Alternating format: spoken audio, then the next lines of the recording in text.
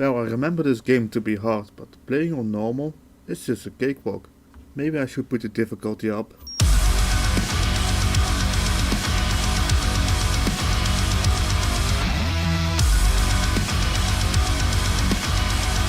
What the actual? I just went one difficulty up, and this is it? Okay, I need to hide. Blood. Oh, Blood Fresh Supply, which I'm currently playing. One of the games I first played through during my streaming marathon, and also seeing Civi's video about it. The game is really fun to play.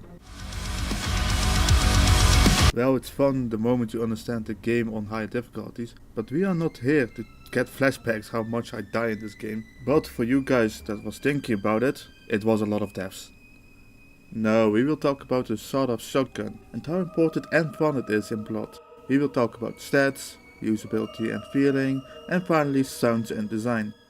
In this episode I put sounds and design together because yes, it's two different things, but they really fit together. I will give them a separate rate though. But first, a small history lesson. Blood got released on May 21, 1997 in North America and June 20th in Europe. And for the people that are born after the year 2000, yes, this was a thing that every continent has its own release date. And it can take months in between, or if you're unlucky, years from each other. But back to the game. So Blood is an FPS game that is in the form of the build engine. And actually one of the holy trinity of the build engine, next to Shadow Warrior, which in my opinion is meh, and Duke Nukem 3D, which is a shock for a lot of people, I never played it. So in Blood, you're playing as Caleb, a former cultist that got sacrificed to the demon Janelborg. Why can't the demon just be called Tim? But yeah, you wake up from the death and take revenge on Janelborg, or I will just call him Tim. And you have a lot of things in your arsenal, and one of the weapons is the sawed-off shotgun. The double-barreled shotgun is a sawed-off double-barreled shotgun, and as usual I have a graph on it. So before I will talk more about the stats, most of these things are from self-research. The main reason there's no website that show me the damage numbers, the spread and that kind of stuff. Well, I believe there are some HP numbers for enemies. There are 0 websites that shows the damage numbers for weapons. Let's look back at the stats. The sawed-off shotgun you can find through 2 ways. In level 1 if you're extremely lucky by killing a cultist. A shotgun cultist, or brown cultist if my memory serves me right, has a small chance to spawn a double-barreled shotgun. But if you are unlucky, you can find the sawed-off shotgun in chapter 1 level 2 in a trade you really cannot miss. Like, look at this trade. Look at it! But let's look at the pellets and the damage. So the shotgun shoots 16 pellets that does 4 damage per pellet. This is a single shot. The shotgun has also an alternate fire that shoots 32 pellets that does 6 damage each. So this would mean that a single shot does 64 damage and a double shot would do a whopping 192 damage. Unfortunately, the weapon spread and range will fall off, meaning that you most of the time will not do the full damage.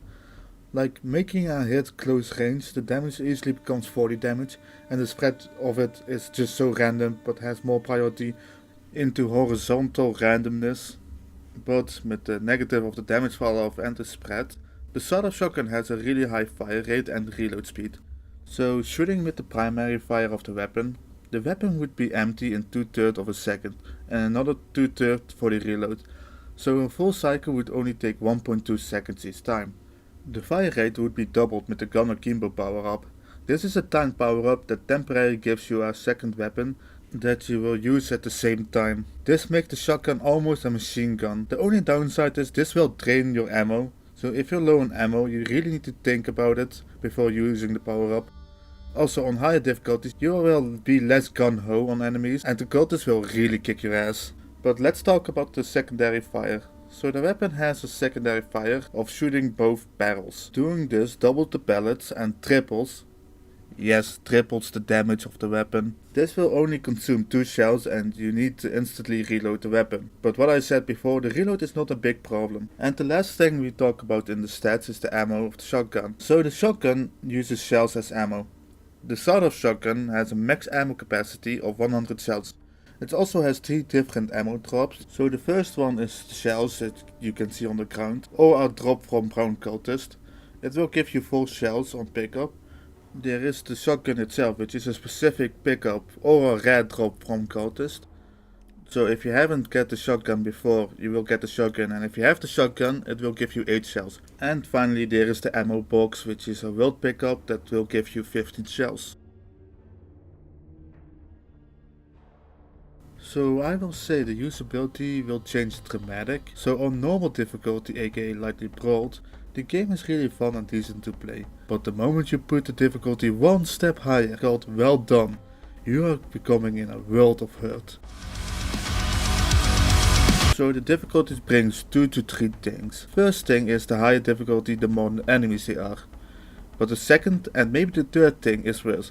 The enemies has more health, and it's a lot more.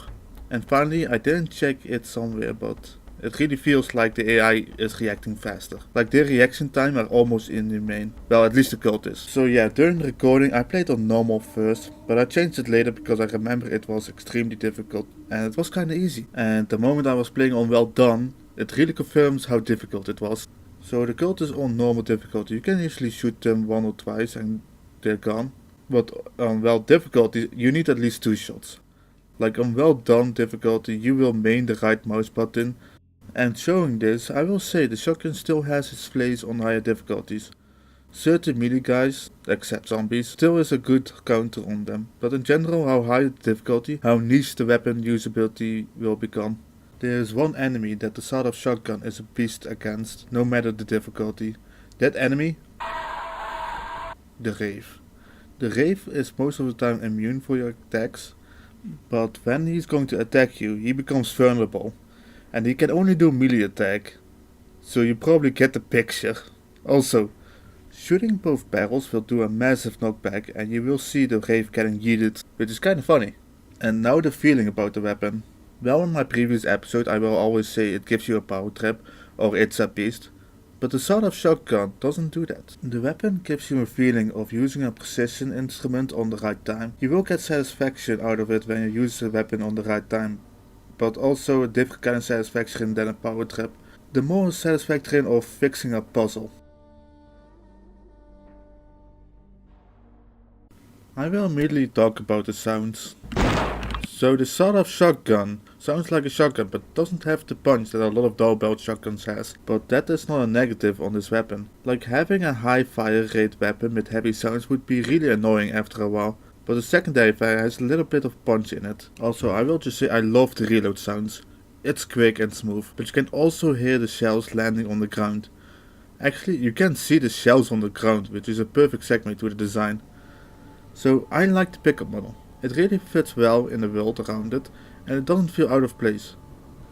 Even though it's floating and rotating. But I will just say it kinda looks basic, but let's look at the first person model. As you can see, it really feels like it belongs in this game. Maybe a little bit bulky and sometimes blurry in my opinion. Also, random fact maybe. I have no clue if it's true, but the sawed-off shotgun is probably a reference to the shotgun in the Evil Dead movies. And with the theme of this being in horror, I really love it if it's true. And finally the animations. I love them. These animations look really good and smooth. Much smoother than Doom's Super Shotgun, which both weapons are 2D sprites. Also, the added bonus of seeing the shells on the ground and hearing that is just chef kiss.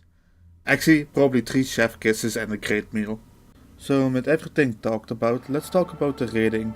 And some of you with a keen eye have noticed that I didn't do a rating beforehand like I used to do. No, I'm doing a rating on every part here. So let's start with the stats. I will give the stats an 8 out of 10. The weapon is perfect and every downside is countered by an upside. Also, the dual belt shot really feels special. The usability and feeling I would give an 8 out of 10. The usability is an interesting rating because of the difficult, but the weapon always have a place in this game. The sounds I will give it an 8. The reload sounds really makes this weapon special. And the design, funny enough, also an 8. The weapon's animation and design is really good, and maybe the reference to the Evil Dead is just the icing on the cake. And here is the general rating for this weapon. And to no surprise, it's an 8 out of 10. This weapon is one of the definition of a dual barreled shotgun.